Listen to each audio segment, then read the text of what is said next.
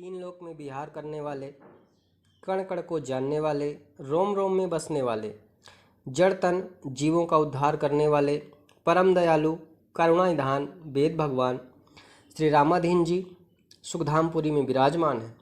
प्रभुजन चारों तरफ बैठे हुए हैं।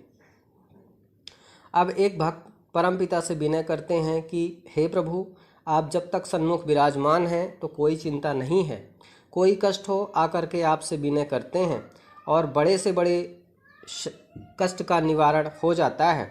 परंतु आपके परम धाम के बाद हमारे और संसार के संकटों का, कष्टों का निवारण कैसे होगा, कौन सुनेगा।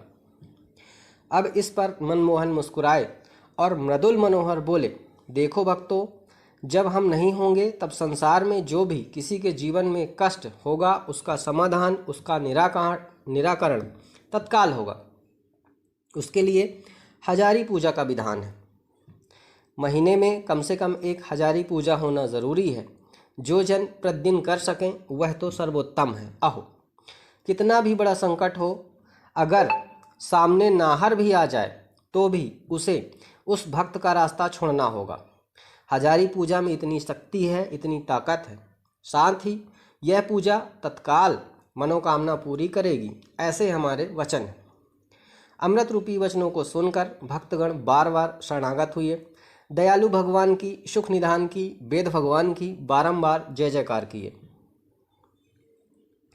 एक बार परमपिता की परम प्रियदासी चमेली देवी स्वप्न देखती हैं कि पीपल के पेड़ के नीचे भैया जी को लिटाया गया है और उनके ऊपर सफ़ेद कपड़ा पड़ा हुआ है, जैसे कोई शव रखा जाता है। यह सपना देखकर चमेली देवी ने तुरंत उनको बुलवाया और 5 ठे हजारी पूजा करने के लिए बोला। इस पर भैया जी ने सवाल किया कि मौसी, क्या बात, हजारी पूजा क्यों? चमेली देवी ने उत्तर दिया, पहले आप 5 हजारी पूजा कर लीजिए, फिर आपके प्रश्न का उत्तर दे दिया जाएगा। भैया जी आज्ञा को सिरोधार किए। थोड़े दिनों में 5 हजारी पूजा पूरा कर लिए। कुछ महीनों बाद की बात है, भैया जी लेटे हुए हैं, तब एक घोड़ा उनके मुंह में पैर रखता है। घोड़े का पैर पूरे मुंह में न रखकर जरा सा चोट लगती है और तुरंत उठकर बैठ जाते हैं। सोचिए कि अगर घोड़े का पैर नाक में रखता तब क्या होता। इसी बीच भैया जी मौसी से मिलने सुखधामपुरी आए।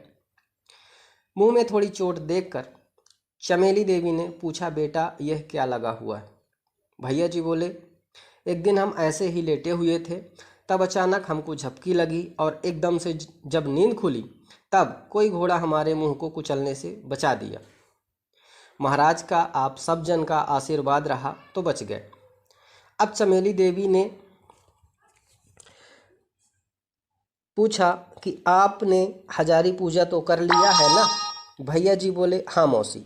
तब चमेली देवी बोली, यह जो संकट आपके जीवन में आया था और उसको हजारी पूजा ने ही टाला हुआ है, इसलिए सबको बीच बीच में हजारी पूजा करते रहना चाहिए।